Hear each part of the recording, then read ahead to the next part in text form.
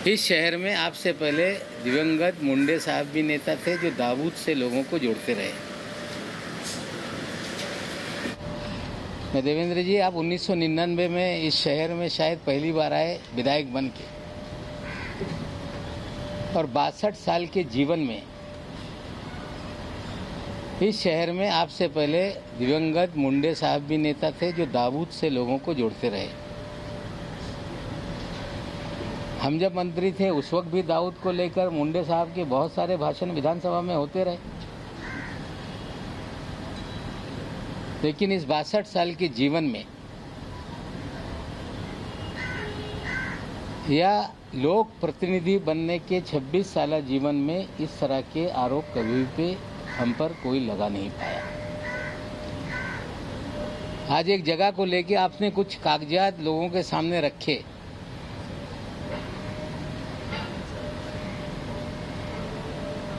कि 1.5 लाख फुट जमीन ये कौड़ी मोल माफिया के जरिए हमने खरीदी। हमें लगता है आपके जो मुखबिर हैं, आपके जानकारी देने वाले, हमें लगता है वो कच्चे खिलाड़ी हैं। आप कहते तो मैं ही सारा कागजात आपको दे देता और भी कागजात आपको उपलब्ध करा देता, लेकिन आपने अंडरवर्ल्ड का खेल शुरू किया है। आज तो सारी चीजें मैं बोलूंगा नहीं, लेकिन कल सुबह 10 बजे देवेंद्र जी का अंडरवर्ल्ड का क्या खेल है इस महाराष्ट्र में, और देवेंद्र जी ने मुख्यमंत्री रहते हुए किस तरह से अंडरवर्ल्ड के जरिए पूरे शहर को हॉस्टेज बना रखा था, कल सुबह 10 बजे उसकी जानकारी देंगे। लेकिन आरोप लगाया गया कि हमने 1.5 लाख फुट जमीन खरीद ली कौड़ी मोल में। देवेंद्र जी ने कहा कि जाली किराएदार उसमें बनाए गए। आप सभी जाकर देख लें, वो 1.5 लाख फुट जमीन पर एक मदीनतुल आमान नाम की कोऑपरेटिव हाउसिंग सोसाइटी है, जो 1984 में वहां इमारत बनी, गोवा वाला कंपाउंड के नाम से जानी जाती है, जिसमें मुनीरा पटेल ने रस्सी वाला को डेवलपमेंट राइट देके वहां पे 140 से 150 मकान बनाकर आम लोगों को बेचे। आज भी वो सोसाइटी वहां पर है। उसके पीछे जो जमीन है उस पे बड़े पैमाने पे झुग्गी झोपड़ी है, और हमारा एक गोडाउन वहां पे है जिसकी सॉलिडस इन्वेस्टमेंट कंपनी की वो लीज पर, जो मुनीरा है उनसे वो लीज पर थी 30 साल पहले से, और आगे हमारी उसी प्रॉपर्टी में 4 दुकानें थी।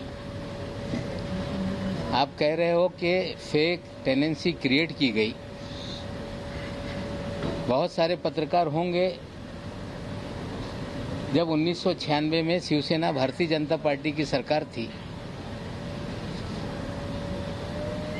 और हमें लगता है शायद 9 नवंबर का ही वो दिन था, और महाराष्ट्र में एक चौंकाने वाला नतीजा आया था जब नवाब मलिक शिवसेना भारतीय जनता पार्टी की सरकार में पहली बार उपचुनाव जीता था, और उस चुनाव का कार्यालय उसी गोवा वाली बिल्डिंग में था, और जश्न भी वहीं मनाया गया था। 96 के आप जाकर मेरे कार्यालय के चुनाव के डॉक्यूमेंट निकाल लेंगे तो वहीं से हमने चुनाव लड़ा था।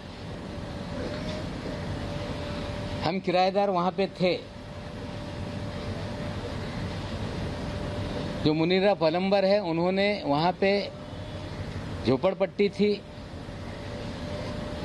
मदीनतुल आमान नाम की सोसाइटी थी, और उन्होंने हमसे संपर्क किया कि हम आपके पास जो गोडाउन है उसकी ओनरशिप हम या पूरी ओनरशिप देना चाहते हैं। हमने उनसे ओनरशिप ली, उनका जो पावर ऑफ अटॉर्नी था सलीम पटेल, उससे हमने रजिस्ट्री की, वो सारे कागजात उपलब्ध हैं। किराएदार के नाते उस समय जो स्टैम्प ड्यूटी थी, जो कीमत थी, हमने अदा की, वो सरकारी दस्तावेज में उपलब्ध है। हमने मालकिन से ली, अगर वो किसी को कहती है कि ये मेरा पावर ऑफ अटॉर्नी है, उससे आप पूरा आपका जो भी व्यवहार है वो पूरा कर लो, तो हमने वो पूरा करने का काम किया। देवेंद्र जी ने बढ़ा चढ़ा के बम ब्लास्ट का उल्लेख करने का काम किया, सरदार वली खान का उल्लेख करने का काम किया। शायद देवेंद्र जी को उनके मुखबिर बता नहीं पाए कि उसी गोवाला कंपाउंड में सरदार वली खान का आज भी घर है। पिछले 70 सालों से उसी गोवाला कंपाउंड में सरदार वली खान के जो पिताजी थे, वो गोवा वाला परिवार के एक वॉचमैन की तरह वहां पर काम करते थे। और जब हमने संपत्ति गोवा वाला परिवार से ली, तो 300 मीटर पे सरदार वली खान ने अपना नाम चढ़ा लिया था। जब प्रॉपर्टी को हम रजिस्टर करने गए, ये बातें सामने आई और हमने 300 मीटर का पैसा देकर उन्होंने जो अपना राइट क्रिएट किया था, वो उनसे सरेंडर करने का काम किया। आज भी वो हमारे घर के पीछे ही, 2 प्रॉपर्टी पीछे वो सारी जगह है, जो गोडाउन है वो भी वो हमारा वहाँ पर है। जो आगे इमारत है उसमें भी जो 4 दुकानें उस समय हमारी थी, वो भी है, आज वहाँ पे किराए पे लगाई हुई है। जब प्रॉपर्टी ली तो आगे जो गोवा वाला बिल्डिंग है, जिसमें 4 दुकानें, 8 दुकानें नीचे, 8 घर ऊपर, ये सारी संपत्ति उस समय हमारी हुई। उसमें से बाद में एक बियर बार था। मुसलमान होने के नाते समाज का दबाव होने लगा कि आपके संपत्ति में बियर बार है। वो बियर बार को भी ज़्यादा पैसा देके हमने सरेंडर करवाने का काम किया। और किसी भी तरह से कोई अंडरवर्ल्ड के दबाव में या किसी बम ब्लास्ट के आरोपी से ये प्रॉपर्टी हमने खरीदी नहीं। ये पूरी तरह से हम किराएदार थे। जो जगह की मालकिन थी, वो चाह रही थी कि आप ये मालकी हक ले लो, और हमने उनसे लिया। जो खान फैमिली थी, पठान फैमिली, जो वहाँ के वॉचमैन थे, उन्होंने अपना 7/12 पे नाम चढ़वा लिया था। उसे सरेंडर करने के लिए उन्हें पैसा देने का काम किया। और ये सच्चाई को देवेंद्र जी ने राई का पर्वत बनाने की कोशिश की। जो व्यक्ति 62 साल जीवन में इस शहर में कभी भी आरोप नहीं लग पाया कि किसी अंडरवर्ल्ड से नवाब मलिक के कनेक्शन रहे हैं, रिश्ते रहे हैं। आप कह रहे हैं कि आप जो भी एजेंसी है उसके सामने जाएंगे, जाइए, हम तैयार हैं। हमें लगता है कि झूठ का आडंबर खड़ा कर देने से किसी की प्रतिमा मलिन हो जाएगी, तो हमें लगता है देवेंद्र जी आपकी गलत फहमी है। जो कुछ है सारे दस्तावेज रजिस्ट्री ऑफिस में है। कंपनी का जो भी डिपार्टमेंट है वहाँ पे सारे कागजात हैं। जो पैसे का लेन देन हुआ उसकी स्टैम्प ड्यूटी हमने भरी है। ये कह देना कि 20 रुपया फुट में लिया, हमें लगता है झूठ बोलो तो जरा ढंग से बोलो। हमें लगता है झूठ बोलकर नवाब मलिक, जो पिछले 7 साल से आपसे लड़ रहा था, पहली बार आपने इस तरह का आरोप लगाया, सरासर बेबुनियाद है। ना नवाब मलिक के किसी अंडरवर्ल्ड के लोगों से रिश्ते रहे, ना नवाब मलिक ने कभी बम ब्लास्ट के लोगों से कोई संपत्ति खरीदी। हाँ, वॉचमैन ने अपना नाम उस पर चढ़ा लिया था उस वॉचमैन से नाम निकालने के लिए उन्हें पैसे देने के काम किया, ये सच्चाई है।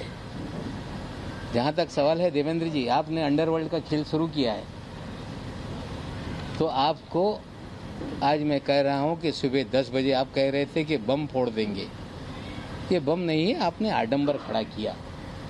लेकिन नवाब मलिक कल सुबह अंडरवर्ल्ड का हाइड्रोजन बम मुंबई में गिराएगा और देश को बताएगा कि देवेंद्र फडणवीस किस तरह से अंडरवर्ल्ड के जरिए पूरे शहर को हॉस्टेज बनाए हुए थे, किस तरह से एक अंडरवर्ल्ड का सरगना जो विदेश में बैठकर इस शहर से उगाही करता था, वो सरगना किसके लिए काम करता था, वो अधिकारी किसका खास था।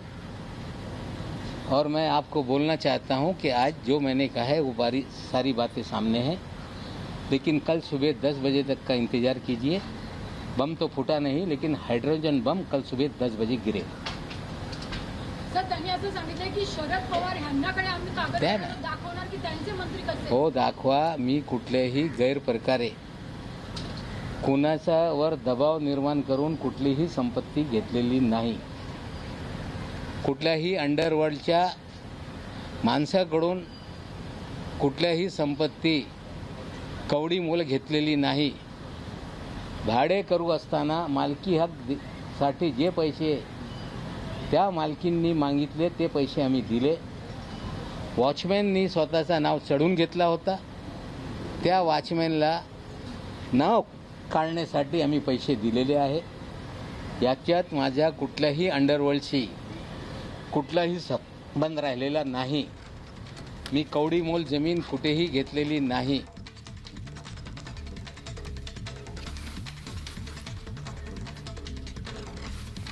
तो बड़ी खबर आपको बता रहे हैं, नवाब मलिक की ये प्रेस कॉन्फ्रेंस जिसमें वो कह रहे हैं कि फडणवीस के मुखबिर कच्चे खिलाड़ी हैं। वो कह रहे हैं कि फडणवीस के पटाखों में आवाज नहीं आई, क्योंकि फडणवीस कह रहे थे कि वो दिवाली के बाद बम फोड़ेंगे, और नवाब मलिक अब कह रहे हैं कि इन पटाखों में तो आवाज ही नहीं थी। कल सुबह 10 बजे एक और खुलासा करूंगा, यानी नवाब मलिक आज प्रेस कॉन्फ्रेंस कर रहे हैं और कल की प्रेस कॉन्फ्रेंस के बारे में पहले से ही जानकारी दे रहे हैं और कह रहे हैं कि अंडरवर्ल्ड वाला हाइड्रोजन बम कल सुबह 10 बजे गिराऊंगा। सलीम पटेल से जमीन लेने की बात उन्होंने मानी है। उन्होंने कहा कि उस जमीन पर हम किराएदार थे और क्योंकि वहां पर जमीन बेचनी जो मालकिन थी वो जमीन बेचना चाहती थी, इसलिए हमने उस जमीन को खरीदा है। ये जवाब दिया है नवाब मलिक ने अभी अभी अपनी प्रेस कॉन्फ्रेंस में। जिस जमीन को खरीदने का आरोप लगा रहे थे देवेंद्र फडणवीस, उसी जमीन की बात नवाब मलिक मान रहे हैं। वो कह रहे हैं कि सलीम पटेल से जमीन ली। सलीम पटेल यानी कि हसीना पारकर का वो ड्राइवर जिसके नाम पर जमीनें खरीदी जाती थी, और यही आरोप लगाए देवेंद्र फडणवीस ने, जो थोड़ी देर पहले उन्होंने प्रेस कॉन्फ्रेंस की थी कि अंडरवर्ल्ड से कैसे जमीन खरीदी, सस्ते दामों पर खरीदी। नवाब मलिक का प्रेस कॉन्फ्रेंस कर रहे हैं और वो कह रहे हैं कि जमीन हमने खरीदी क्योंकि हम किराएदार थे।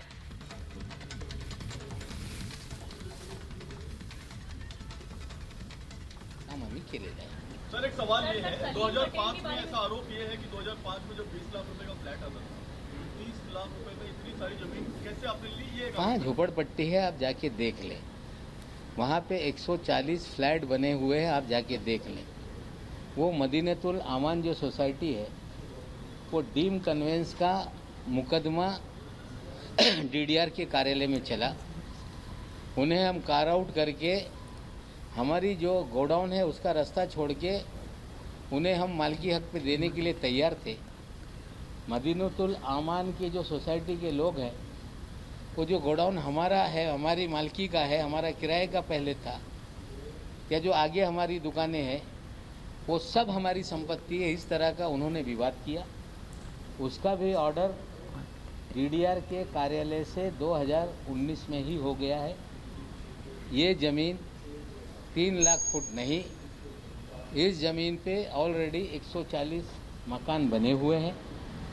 इस ज़मीन के अधिकांश हिस्से पे झुग्गी झोपड़ी में लोग रहते हैं। उसमें जो गोडाउन का पोर्शन है, या आगे की एक छोटी सी 8 दुकान 8 मकान की इमारत है, उतनी ही अभी चीज़ें हैं। उसमें भी 6 दुकानें हमारे पास हैं, जो पहले से 4 दुकानें थी। बाद में एक शराब खाना हमने खाली करा के लिया। उसके बाद 2 किराएदार जो पहले मजले में रहते थे उन्होंने भी टेनेंसी सरेंडर की, वो भी हम लोगों ने ली है। और पूरे ट्रांसपेरेंट तरीके से जो भी चीज़ें हमने की। लेकिन देवेंद्र जी, कोई भी नेता आप सीधे बम ब्लास्ट, दाऊद इस तरह से नाम जोड़ के आप मेरी प्रतिमा मलिन करने का काम कर रहे हैं। आपने कल भी पहले प्रेस कॉन्फ्रेंस में आपने कहा था कि नवाब मलिक के दामाद के घर से गांजा बरामद हुआ। मेरी बिटिया आपको कल नोटिस भेज रही है। आरोप लगा के आप माफ़ी नहीं मांगते। उम्मीद करते हैं इस लड़ाई में आप माफ़ी नहीं मांगेंगे, लढाई जारी रखेंगे। एक आरोप और लगाया, सलीम पटेल याची चौकशी करावी। नाही NIAकडे द्या किंवा CBIकडे द्या, जे काही चौकशी आहे कुठल्याही चौकशीला मी तयार आहे। जे आज मी बोलतो ते सगळं जे घटनाक्रम आहे ते तसंच झालेलं आहे। NIA करतील, CBI करतील। त्यांना वाटत असेल की नवाब मलिक हे घाबरणार, पण नवाब मलिक घाबरणार नाही। एक आरोप देवेंद्र फडणवीस ने लगाया, हसीना पारकर का जो फ्रंटमैन था सलीम पटेल, उसके साथ भी संबंध जोड़ने की कोशिश। मैं हसीना पारकर को जानता नहीं, ना मैं किसी गैंगवार वाले का किसका क्या रिश्ता है मैं नहीं जानता। Salim Patel as a power of attorney जो गोवा वाले परिवार के थे, उन्होंने गोवा वाले परिवार के लोगों ने हमें उनके जरिए ही आप ये रजिस्ट्री करके लो। मालकी हक किराएदार हम पहले से थे और मालकाना हक हमने लिया है। जो एक कहानी रचने की काम की जा रही है, हमें लगता है जांच कोई भी एजेंसी कर ले, हम किसी से डरने वाले नहीं। लेकिन कल सुबह 10 बजे जो हम बताएंगे शायद उसका इंतजार देवेंद्र जी को होना चाहिए। त्यांचं म्हणणं आहे 2005 पासून तुमच्याकडे नोट आलं होतं, मग राष्ट्रवादीने कारवाई करणे केली, माझ्याकडे आपलं कागदपत्र आली म्हणून मी हे समोर मांडलं। नाही, असं आहे, काही त्याच्यात चूक केली नाही। सलीम पटेल ॲब्स्कॉन्डिंग किंवा ते खुखाईत गुंड आहे असं मला कुठलीही माहिती नाही। सरदार खान याचे वडील त्या ठिकाणी वॉचमॅन होते, हा स्वतः वॉचमॅन होता। त्यांनी त्या जागेवर स्वतःचा 7 बारेवर नाम चढून घेतला होता। ते सरेंडर करण्यासाठी त्यांना पैसे देऊन 300 मीटर आम्ही सरेंडर करून घेतलेले आहे। 3 एकर जमीन आहे, त्यातली किती जमीन तुमची आहे? हे बघा, असं 3 एकर असं बोलून चालत नाही। त्याच्यावर मदितुल आमान नावाची एक सोसायटी आहे, त्या 84 मध्ये 140 पेक्षा जास्त फ्लॅट तिथे आहे। ती सोसायटी आज तिकडे कार्यरत आहे। त्या सोसायटीचा आमचा डीम कन्व्हेन्ससाठी वाद झाला। नव्याने चालू त्याच्यावर आम्ही त्यांना डीम कन्व्हेन्स करून तो सगळा भाग द्यायला तयार होतो। त्यांचं म्हणणं होता की गोडाऊन पण आम्हाला पाहिजे, सगळं संपत्ती आमची आहे। ते वाद घालल्यामुळे ते त्यांच्या विरोधात निकाल गेला। ते हायकोर्ट जाऊ शकत आहे, पण जी सोसायटी आहे त्यांना मालकी हक्कानी जे त्यांना विकासकांनी हे सोसायटी बनवून दिलेली याआधी या गोवावाला कुटुंबियांनी डेव्हलपमेंट राईट त्यांना दिलं होता। ते संपूर्ण जागा त्यांना आम्ही डीम कन्व्हेन्स देण्याची आमची तयारी पहिलेपासून होती आणि आज पण आहे। नावबाई, सलीम पटेल आणि सरदार वली खान यांचा बॉम्बस्फोटाची संबंधाची आपल्याला कल्पना होती का? असं आहे की सरदार पटेल हे बॉम्बस्फोटचा आरोपी आहे, जगाला माहीत आहे। पण तो तिकडे राहत होता, त्याचा बाप तिकडे वॉचमॅन होता।